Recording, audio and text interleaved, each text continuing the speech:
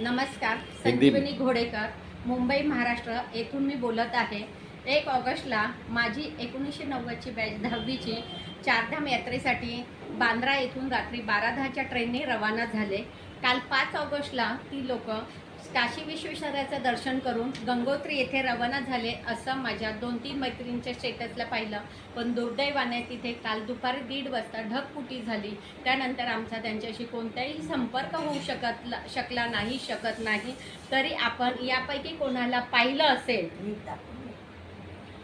तर ताबडतोब मला खालील दिलेल्या नंबरवर संपर्क करावा।